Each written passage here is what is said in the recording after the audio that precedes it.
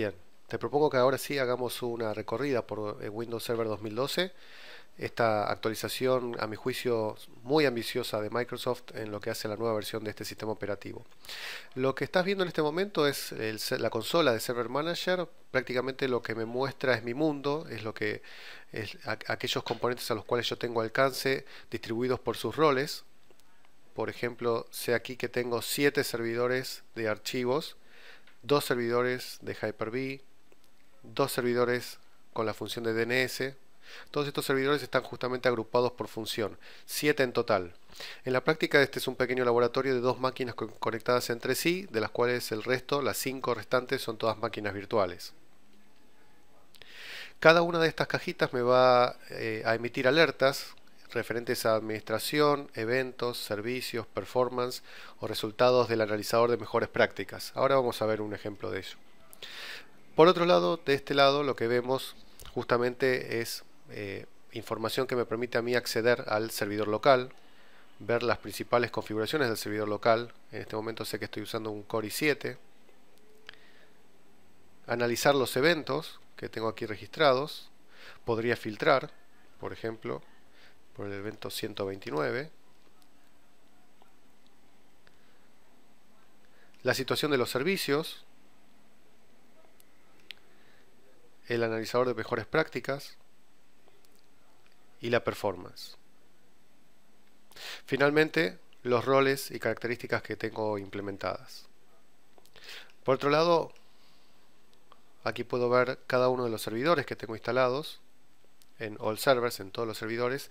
Ahora fíjate acá qué interesante, porque yo vengo aquí, aprieto el botón de la derecha del mouse y tengo cierta funcionalidad adicional: administración de la computadora, PowerShell, Nick Teaming, de eso luego hablaremos, Hyper-V Manager y demás. Este es el servidor físico. Ahora, si yo me paro encima de un domain controller y aprieto botón de la derecha, el menú es contextual, con lo cual aquí tengo los utilitarios específicos de un domain controller. Algo interesante también es que todos estos servidores, salvo el que estoy usando en este momento, podrían ser instalación core y administrarlos desde esta consola gráfica sin ningún problema. Algo interesante también de Windows Server 2012 es que puedes pasar de core a full sin problema, solamente reiniciando la máquina sin necesidad de reinstalar. Pero la verdad que el poder de esta consola, que de parte es de muy simple uso, es increíble. Por aquí justamente tengo el set de herramientas.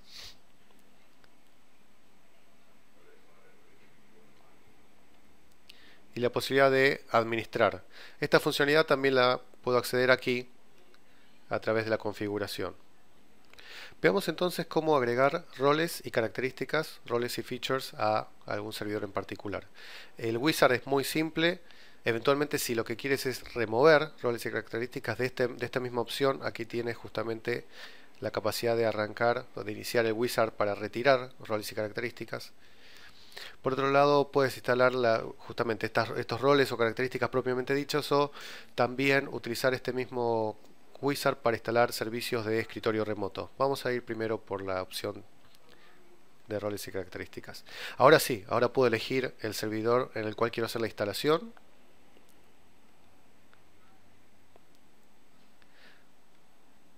Podría elegir cualquiera de estos roles.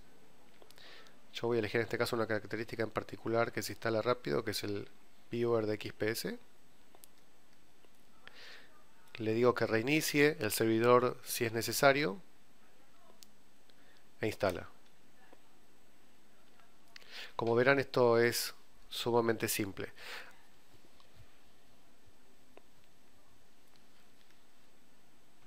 Ahí está. Algo muy interesante que puedo hacer es agregar roles y características también a equipos que están apagados a través de la VHD. Por ejemplo, ingreso aquí, en lugar de seleccionar el servidor, selecciono un disco rígido, un disco rígido virtual, que esté en mi servidor, en este caso local. Aquí tengo la máquina 4, si se fijan en el Hyper-V Manager, tengo las 4 máquinas y esta está apagada. Voy a tomar justamente esa. Y ahora lo que hace al estar la máquina apagada es justamente analizar cuáles son los roles y características que ya tenía instalados. Obviamente va a tomar un poco más de tiempo, porque tiene que analizar el archivo sin memoria, digamos, sin estar abierto, pero lo interesante de esto es que no necesito poner un servidor prendido a la hora de tener que instalar algo.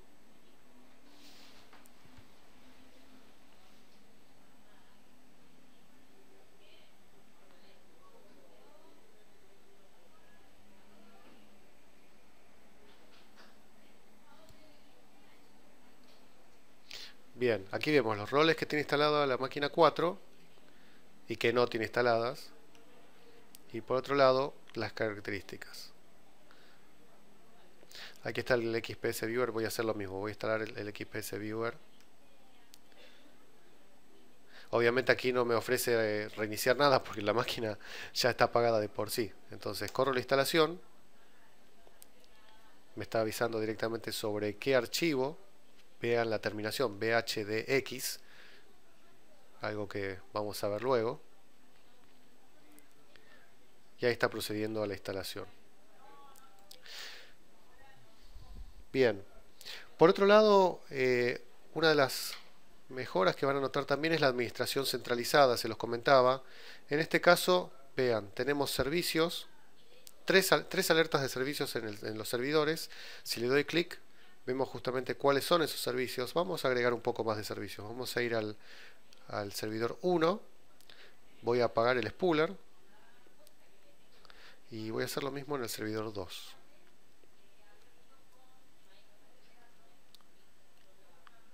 Listo, ahí apago el spooler. Voy a refrescar la pantalla del Server Manager. Ahí ven, 5 servicios. Vengo aquí y tengo los dos servicios, el Print Spooler apagado y el Shell Hardware Detection, que es un servicio que suele apagarse por temas de seguridad y prenderse en forma esporádica. Entonces, ¿cómo tradicionalmente yo debería prender estos servicios? Bueno, antes yo me conectaba en forma remota y prendía cada uno. Ahora lo único que tengo que hacer es venir aquí, marcar todos, botón de la derecha, iniciar servicio. Y ahora, a su debido tiempo, inicia los servicios y me limpia las alertas. La verdad que el Server Manager de por sí es una herramienta súper potente, muy simple de usar, basada en PowerShell. Debajo de cada una de las cosas que uno está haciendo está PowerShell, obviamente, y les recomiendo que la prueben. Y PowerShell de por sí incorpora muchísimas mejoras. Vamos a arrancarlo para que lo vean. De entrada, tengo aproximadamente 2400 commandlets. Elijan el que quieran, pero me parece que tenemos para divertirnos. Pero también, ¿cuál es una de las grandes novedades que tiene? Bueno, la verdad que lo que tengo también son herramientas de ayuda. Vamos a checar un poquito la pantalla. Ahí está, así se ve mejor. Tengo herramientas de ayuda, comandos a través, por ejemplo, de show command, que me permite a mí tener una ventana de ayuda de cada uno de los comandos, agrupados por el tipo de commandlet que yo quiero utilizar. Por ejemplo, si yo quiero los commandlets de Hyper-V, vengo aquí y tengo cada uno. Elijo uno, le pido que me muestre los detalles.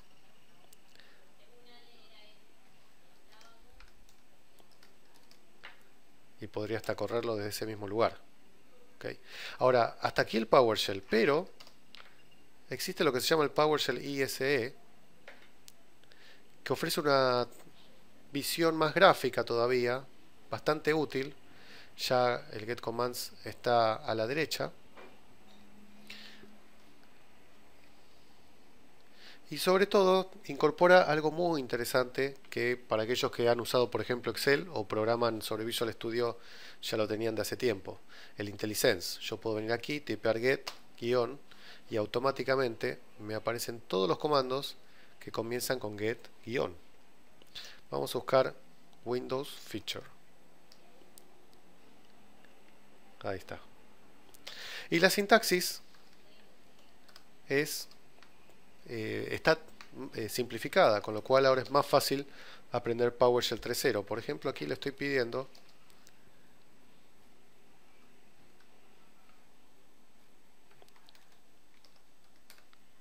ahí está. Fíjense cómo va completando a medida que lo necesito. ¿ah? Y ahí me acaba de dar como resultado aquellos features del servidor que han sido instalados. Lo mismo podría hacer, por ejemplo, con este comando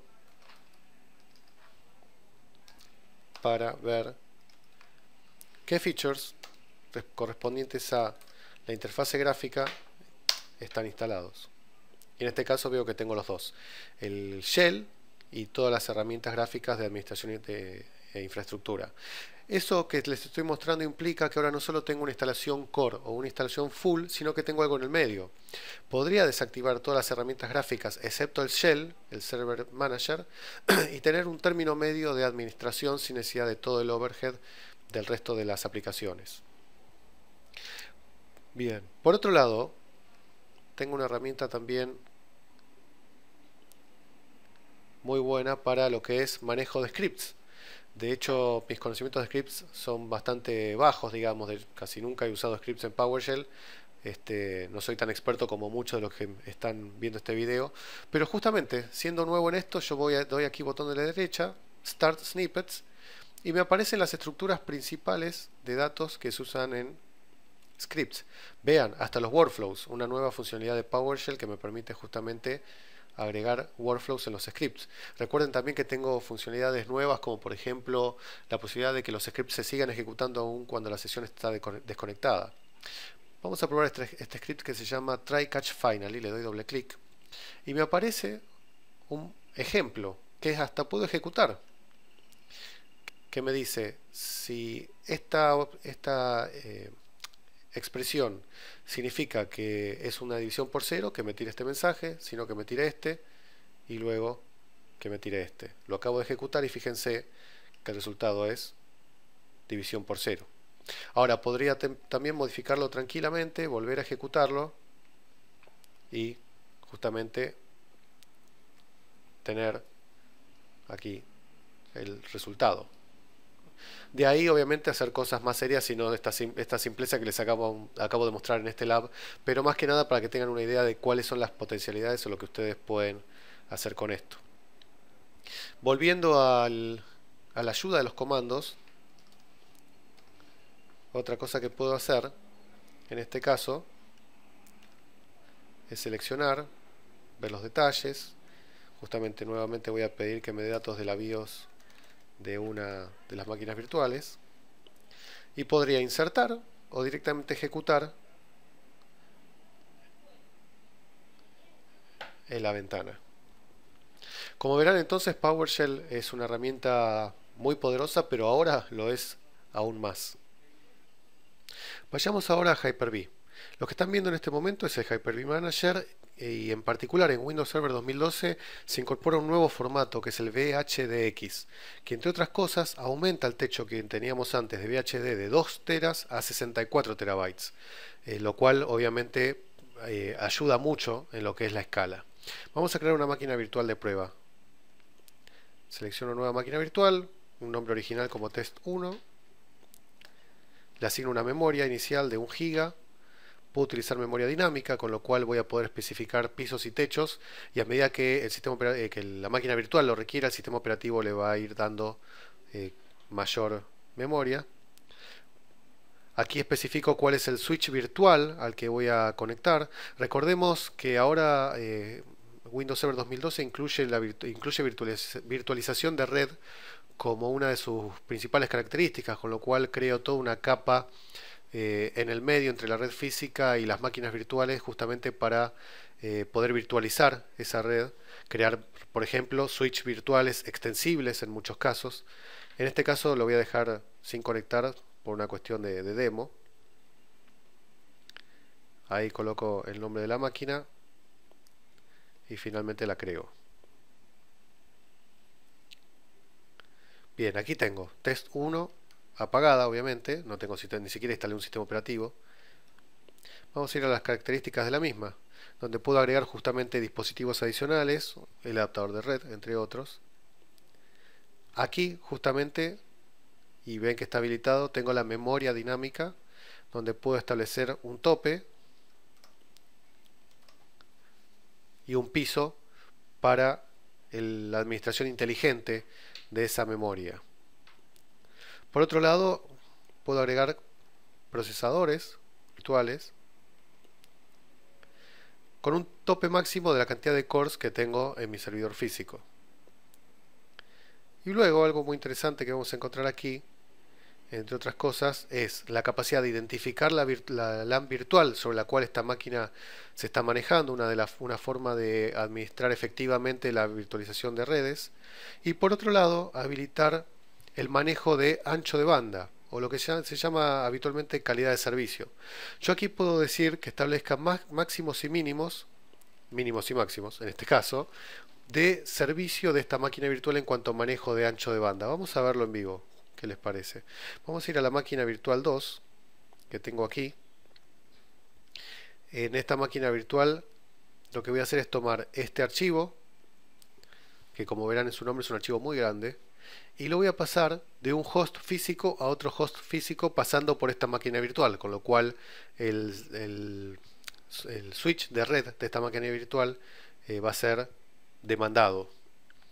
Y vamos a crear esa demanda en forma artificial. Mientras tanto voy a dejar los seteos, la configuración de esta máquina virtual, justamente para modificar la calidad de servicio y veamos cómo esto se modifica.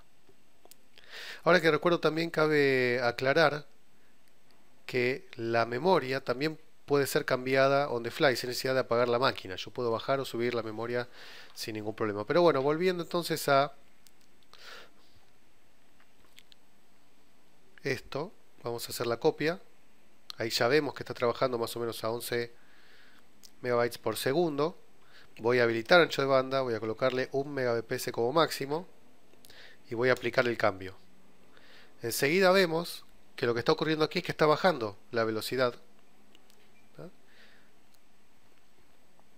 cada vez más hasta establecer el máximo servicio que yo estoy brindando. Puedo subirla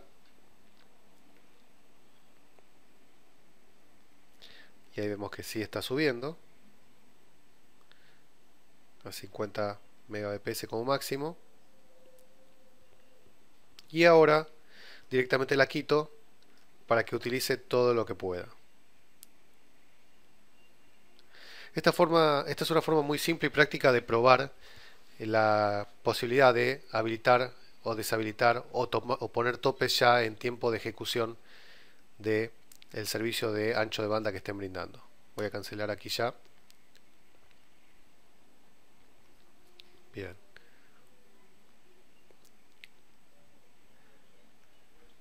Fíjense también que puedo realizar o puedo aplicar funciones de aceleración de hardware, por ejemplo, multipath de placas cuando eso es posible, offloading.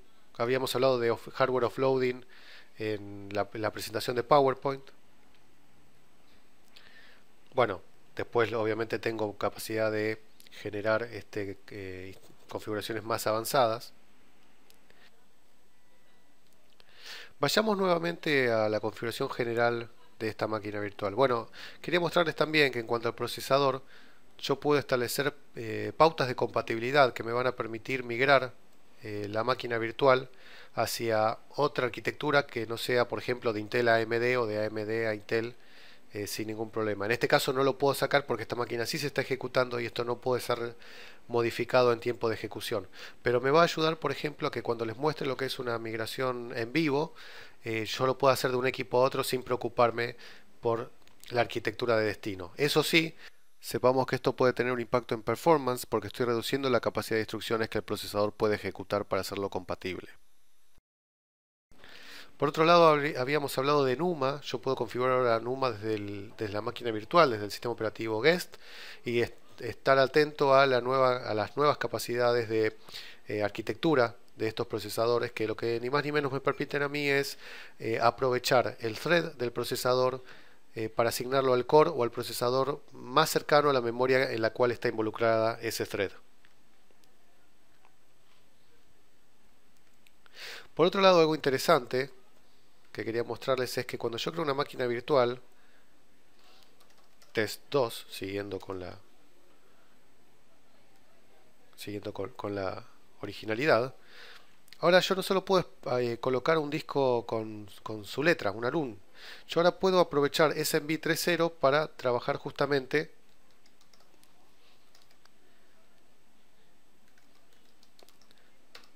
con la notación de un host. ¿Ven? Ahí me lo aceptó perfectamente. O podría venir aquí y hacer browsing de ese host y llegar al share para especificar el directorio en el cual quiero dejar esta máquina virtual. SMB 3.0 la verdad que tiene muchas mejoras. Esto es una simpleza que les estoy mostrando simplemente para mostrarles cómo a veces estas pequeñas cosas nos ayudan a ser más eficientes en la determinación, por ejemplo, de la ubicación de una máquina virtual.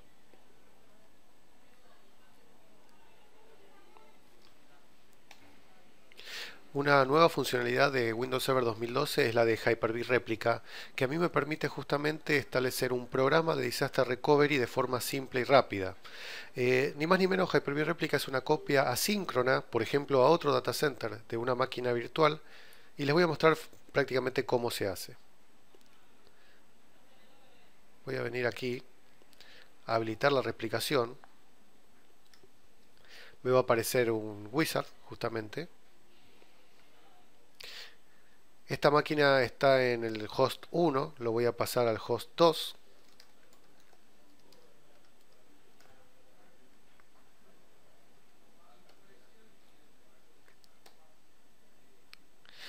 Puedo utilizar justamente la autenticación Kerberos o utilizar certificados, obviamente por temas de simpleza y porque estoy en la misma red. De hecho, estoy con las dos máquinas conectadas a través de un cable. Voy a dejar Kerberos. Esta es la máquina virtual que voy a replicar. Y aquí lo que puedo hacer es solo replicar el último punto de recuperación o guardar puntos de recuperación adicionales cada cierto tiempo. Normalmente, si uno no especifica, si no me equivoco, son cada unos 5 minutos. ¿Ah? Y eventualmente replicar en forma incremental cada otros tiempos que uno va especificando. Bien, ¿qué pasa? Esta máquina tiene 9 gigas. Yo podría mandar en este momento la copia inicial, los 9 gigas, 9,22 gigas, al otro servidor, y luego, paulatinamente, los diferenciales van a ser copiados cada 5 minutos o el tiempo que yo estipule. O podría tal vez copiarlos a un medio externo. Imagínense esto realmente en un caso real donde tengo un data center lejano, donde tengo comunicación limitada en cuanto a ancho de banda y donde esta máquina es mucho más grande que 9 gigas. Entonces podría establecer, copiar todo esto a un medio externo, mandarlo físicamente, instalar allí la replicación y luego dejar que se vayan instalando los incrementales. Voy a dejar obviamente que copie todo sobre la red, porque total esto es un lab y esto es gratis para mí. Y podría eventualmente especificar un inicio de hora de esta replicación fuera de la hora de trabajo.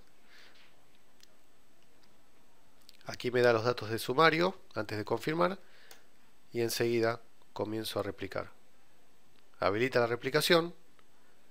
Ahí atrás vemos que ya está tomando la primera copia y ahí está mandando la réplica inicial.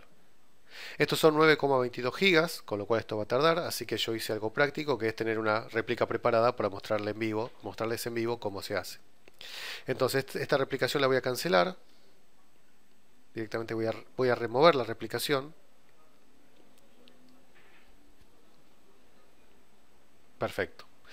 Tengo ya una replicación que es esta, la de la máquina 3. Me voy al host 2 y vemos que la máquina 3 está apagada. Ahora, supongamos que se me cayó el otro sitio, tengo que levantar esta máquina, de eso se trata el Disaster Recovery. Primero lo voy a hacer a propósito con la máquina prendida para que vean que justamente voy a tener un error. Hago un failover.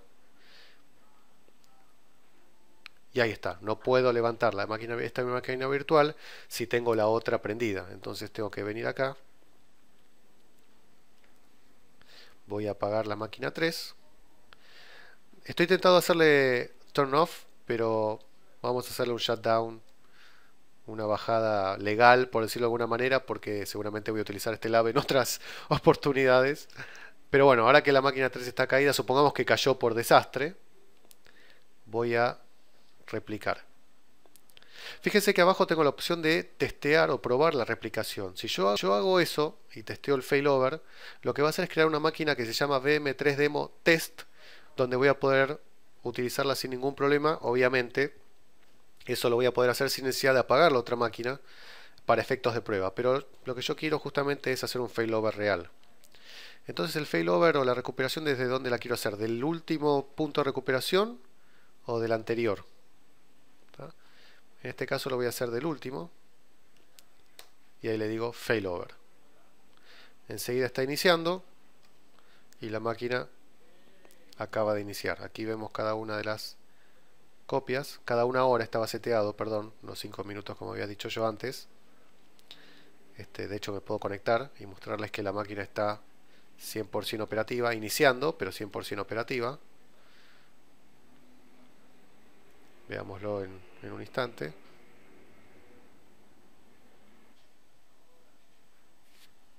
Ahí está. Perfecto. A la cual podría ingresar sin ningún problema. Bien. Bueno, ahora volviendo a esto, yo podría eventualmente cancelar el failover. Antes de hacerlo, lo que quiero mostrarles es la pantalla de configuración de esta máquina virtual y vamos a encontrar algunas opciones adicionales. Por ejemplo, yo podría hacer el failover a través de otra dirección IP, o podría decir que el test del failover, cuando yo haga una prueba de failover, me use otra placa que no sea la placa importante o las placas productivas que estoy utilizando, sino tal vez una placa adicional o auxiliar que tenga en mi servidor destinada a tal fin. Con lo cual no molesto ante esta situación, ante estas pruebas, a los servicios en productivo que yo estoy brindando. Ahora sí, voy a cancelar el failover. Sí, la máquina obviamente la voy a perder. Se apagó directamente. Vuelvo a 1 y la voy a poder volver a prender. Una cosa importante también que me olvidé comentarles es, y esto lo voy a hacer de vuelta, ven que volvió a correr perfecto sin ningún problema. Es esto, botón de la derecha, replicación, reverse replication. ¿Qué pasa aquí? Resulta que esta máquina comenzó a correr, el sitio original quedó dado de baja por problemas de desastre. Ahora esta se transforma en la máquina primaria. Lo que yo quiero es eventualmente ahora usar el sitio original como sitio secundario. Entonces tranquilamente podría venir aquí y establecer este servidor que era el original ahora como el servidor secundario para un posible DRP, para un posible Disaster Recovery Plan versión 2, por decirlo de alguna manera, a partir de este momento. Bien, ahora sí, apagamos con gusto, cancelamos la replicación directamente. Qué bueno cuando uno tiene el gusto de hacer estas cosas. En producción, en general, estas cosas no se pueden hacer, como apagar la máquina en forma directa. Bien, y vayamos ahora al host 1. Voy a volver a prender esta máquina, así me quedan las 3 máquinas listas. Y otra funcionalidad muy interesante para mostrar, nueva en esto, habilitada gracias al SMB 3.0 que les estaba comentando antes, es justamente la posibilidad de hacer migraciones en vivo sin perder nada, con cero downtime o casi cero, de acuerdo a la característica que le quieran dar, de una máquina a otra sin necesidad de clúster, o sea, sin que estén compartiendo nada. Eso se llama Share Nothing Live Migration, o sea, migración en vivo sin compartir nada. Eso se puede hacer con varios gustos y les voy a mostrar uno.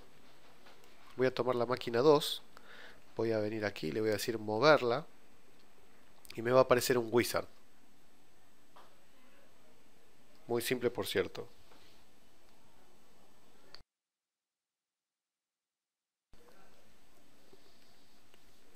Entonces, ¿qué es lo que quiero mover? Bueno, yo podría mover la máquina virtual, o sea, el runtime, con su almacenamiento, o solamente el almacenamiento. En este caso lo que voy a hacer es mostrarles cómo mover distintas opciones en cuanto a máquinas virtuales. Voy a llevar esto al demo host 2. Podría decirle justamente que quiero mover todo a un solo lugar o especificarle cuáles son los ítems que yo quiero mover a distintos lugares. ¿Por qué esto? Porque yo, por ejemplo, podría aprovechar los snapshots, que normalmente son fotos estáticas, que justamente podría utilizar para las cuales justamente podría utilizar un almacenamiento commodity barato, y especificarlas en otro lugar distinto a la ejecución, a la máquina en ejecución, o a lo que es el paginado inteligente. Esa la verdad que es una función muy buena y muy útil que que yo les recomiendo documenten bien a la hora de decidir si esto lo van a utilizar, porque justamente después es cuando uno no encuentra las cosas. Pero vamos a hacer un movimiento simple. Voy a mover toda la máquina virtual a un solo lugar, al host demo 2012 host 2. Perdón, ahora sí, demo 2012 host 2. A un share que está aquí, selecciono, bien, aquí está. Y antes de darle finalización voy a ir a esa máquina 2 que está aquí. Vamos a probar un ping demo 2012 host 1. La máquina tiene comunicación sin ningún problema. Vamos a ejecutar la migración. Ahí está comenzando con los primeros seteos para preparar la migración al otro servidor. Ahí está trabajando. Vamos a agrandar esto para que se vea bien. Mientras está trabajando, les muestro. Sigo haciendo un ping. Y sigue trabajando sin ningún problema. Vamos a buscar otro servidor, simplemente para efectos de demo. Ningún problema. Fíjense que tengo la sesión abierta.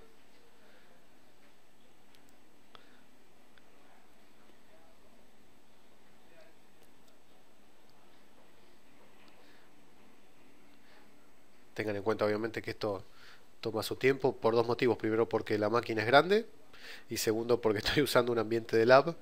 Todo, para que se den una idea, todo pasa por una sola placa de red en este lab. Son dos laptops bastante bonitas, por cierto, son dos Core i7, pero son laptops al fin, ¿no?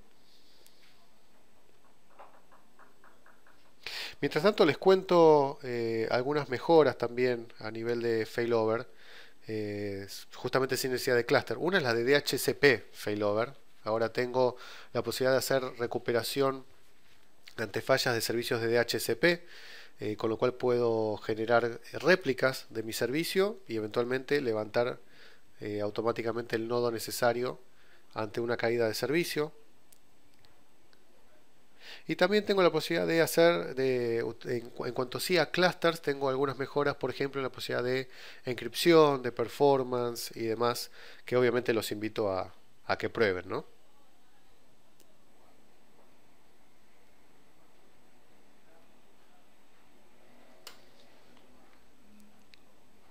Vamos a aprovechar mientras realiza esta migración, volviendo con el tema de VHDX que a mí me gusta tanto, y les voy a mostrar este slide,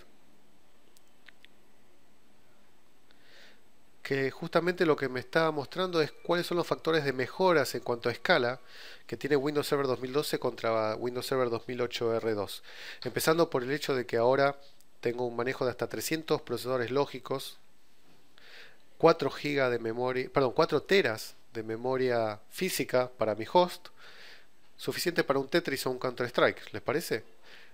Una cantidad de 1024 procesadores virtuales por host, o sea, mejoré en 2 veces la cantidad de procesadores virtuales. Y a nivel de máquina virtual, 64 procesadores virtuales, 1 tera de memoria por máquina virtual. Eso, fíjense, 16 veces más que lo que tenía uno antes de límite. Lo mismo, bueno, en el caso de máquinas virtuales, hasta 1024 máquinas virtuales activas. 64 teras de tamaño máximo de disco virtual, 32 veces el aumento. La verdad que 2 teras a veces, sobre todo en términos de base de datos, ponía algunos límites. Ahora 64 teras creo que levantó la vara bastante alta. Y a nivel de clusters, la posibilidad de manejar 64 nodos y hasta 4000 máquinas virtuales por clúster, con lo cual puedo trabajar en instalaciones realmente de importancia. Es curioso porque estos números yo los venía siguiendo durante el desarrollo de Windows Server 2012 y en las épocas de los previews, de los betas, estos números fueron cambiando paulatinamente y me acuerdo que cuando teníamos alguna charla sobre esto nos decían, miren que esto va a cambiar, miren que esto va a cambiar, y esto siguió aumentando. La verdad que en términos de escala Windows Server 2012 ofrece unos números, la verdad que increíbles.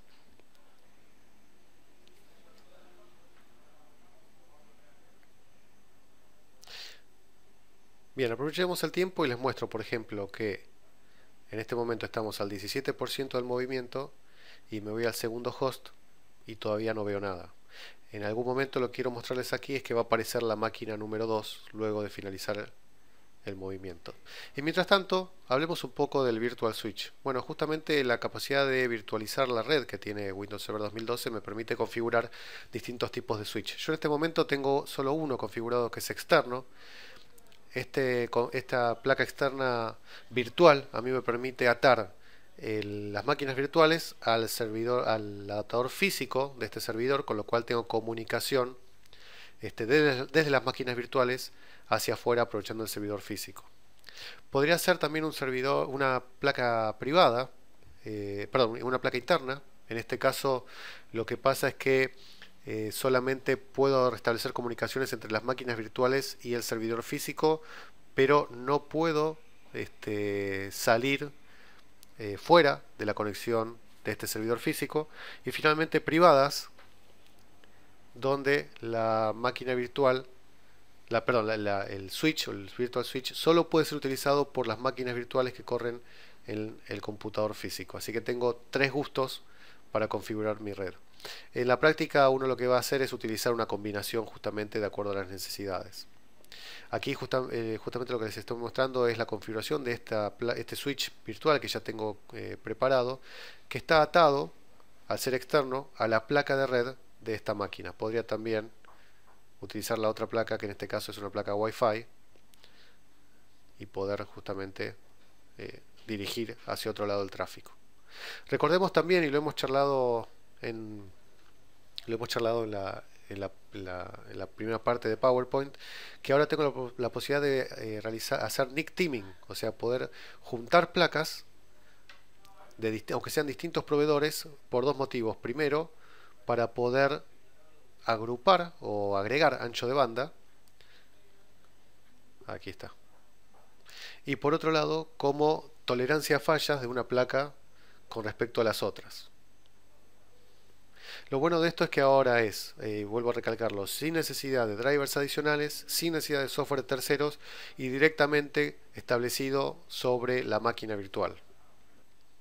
Y bien, la migración se realizó. Como verán, en el host 1 la máquina 2 desapareció y está en el host 2 funcionando sin ningún problema.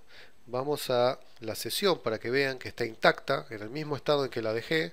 Hago un ping al host 2 y ahí me responde. Hago un ping al host 1 y sin ningún problema. Es importante aclarar que mientras se hacía la migración, lo que hacía Windows Server es hacer un mirror, un espejado de las entradas-salidas, un mirror input-output, como se suele decir, para que justamente no pierda nada y la migración se haga en forma transparente. Ya tengo entonces mi máquina migrada sin ningún problema. Y finalmente, como conversamos en la primera sesión en su momento, vamos a hablar de Storage Spaces o espacios de almacenamiento, que me permiten a mí virtualizar mi almacenamiento de manera de poder agregar discos, que podrían ser discos commodity, discos de bajo precio, de distintos proveedores, de distinto tamaño, hasta discos USB, de manera de generar almacenamiento y administrarlo de una forma más simple. Vamos entonces a ir a la opción. Vemos aquí que aquí tenemos los distintos volúmenes, los discos,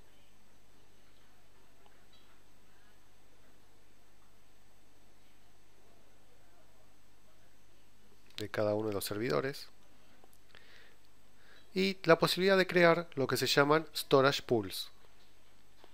Entonces, fíjense, yo tengo aquí 3 discos físicos de 20, 20 y 10 gigas cada uno. Para eso voy a crear un nuevo disco virtual para poder utilizarlos. Me va a decir que no hay un storage pool, entonces voy a crear el storage pool.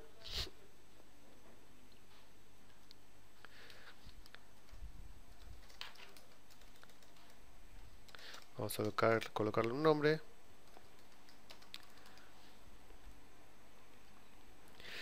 Y en este caso puedo seleccionar cualquiera de los 3 discos. Voy a seleccionar estos dos. Podría hacer una alocación automática o hot spare, de acuerdo a la necesidad que yo tenga de tolerancia de fallas.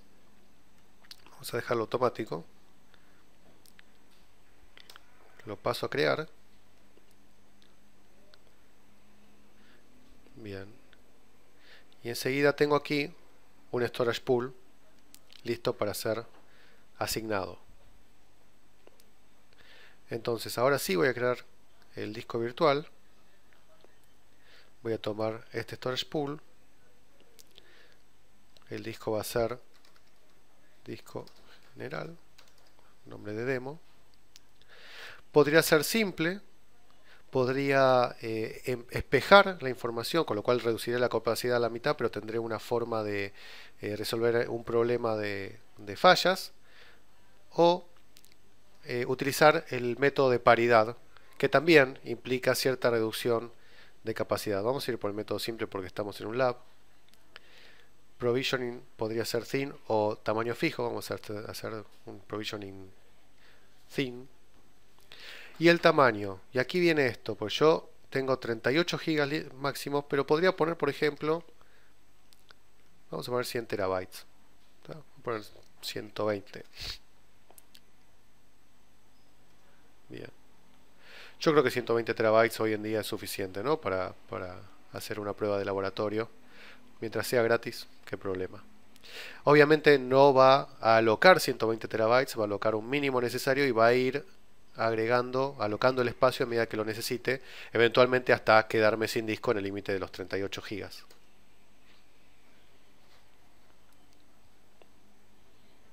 Bien. Ya tengo mi disco, ahora voy a crear el volumen sobre ese disco, que lo tengo aquí, 120 teras, el tamaño. Vamos a agarrar una letra cualquiera.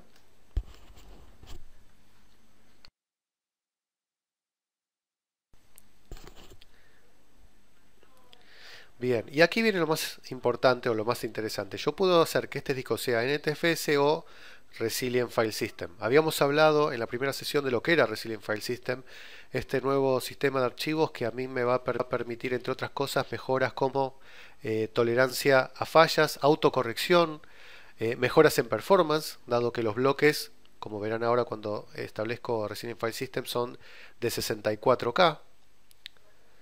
Con lo cual la performance se va a ver muy mejorada. Entre otras mejoras habíamos hablado también de Write on Allocate, donde al necesitar modificar un espacio, una parte del espacio de un clúster, por ejemplo, del disco, en lugar de escribir arriba, la modificación va a ser escrita en otro lugar, con lo cual, por ejemplo, tengo tolerancias ante, por ejemplo, caídas de corriente. Y por otro lado, lo que el usuario puede hacer, esto es a pedido porque esto sí impacta en performance, pero puede ser útil, de hecho uno puede especificar cuándo hacerlo, es lo que se llama el chequeo de integridad. A través de Identity Streams, lo que hace el usuario es decir, bueno, ahora revísame el disco buscando problemas potenciales, y eso es bueno, potenciales de integridad, o sea, no esperar a que la falla ocurra, sino ir detectando, por ejemplo, que el medio o parte del medio está fallando. Vamos a poner el nombre del volumen y creamos.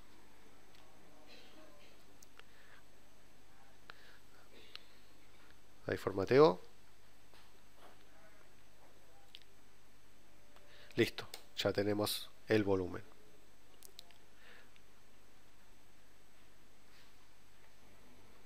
Bueno, como vemos ya tengo mi disco listo, mi volumen K. utilizable, podría estar utilizándolo en este mismo momento con cualquier aplicación. Pero por otro lado, lo que puedo hacer aquí es agregar espacio, porque ¿cuál es el problema? Yo he definido 120 teras, buenísimo, pero la verdad es que tengo 38,5. ¿Se acuerdan que yo tenía otro disco más que podría ser tranquilamente de otra marca? Era de otro tamaño, era de 10 gigas, podría ser un disco USB, podría ser cualquier otro disco. Lo que yo quiero ahora es agregar este disco al storage pool. Y como se imaginarán, porque ya hemos visto que Windows Server 2012 incluye muchas mejoras, no tengo que mandar este storage pool offline, ni tengo que dejar de utilizar las aplicaciones que estoy utilizando sobre el disco virtual que está en ese storage pool para agrandar mi storage pool. Simplemente vengo aquí, botón de la derecha, agregar disco físico, y aquí vemos que tengo este disco listo para ser utilizado. Lo único que tengo que hacer es marcarlo, darle OK y listo. Automáticamente el disco está dentro y funciona perfectamente. No tuve que hacer absolutamente nada más que lo que ustedes acaban de ver. Quiero mostrarles algo ahora relativo a SMB 3.0. Habíamos hablado que ya SMB, gracias a esta versión, está preparado para soportar grandes workloads, grandes cargas de trabajo, escrituras aleatorias de gran cantidad y de gran velocidad. Entonces voy a crear un share justamente para mostrarles qué opciones me ofrece. Fíjense, yo tengo tres opciones para crear un share de SMB. El rápido, que es el que podría utilizar en un típico file share, pero aparte tengo dos más. El avanzado, donde puedo agregar, por ejemplo, nuevas características como clasificación de datos, algo, por ejemplo, una nueva funcionalidad que me ofrece a mí Active Directory, y que les recomiendo que la vean. La hemos visto, de hecho, en la primera sesión la hemos nombrado. Y por otro lado, un share de aplicaciones. Justamente la capacidad de SMB 3.0 ahora de hostear aplicaciones en su share hace que, por ejemplo, pueda montar un SQL, un Hyper-V o cualquier otra aplicación sin ningún problema y con máxima performance. Entonces yo puedo aquí ajustar qué uso le voy a dar al SMB para aprovechar mejor ese disco. Por otro lado, NFS 3.0 es soportado sobre Windows Server, con lo cual también puedo utilizarlo para interoperar, ya sea con Unix o con equipos que estén virtualizados con VMware en otros casos. Aquí simplemente voy a especificar qué disco quiero usar, el nombre,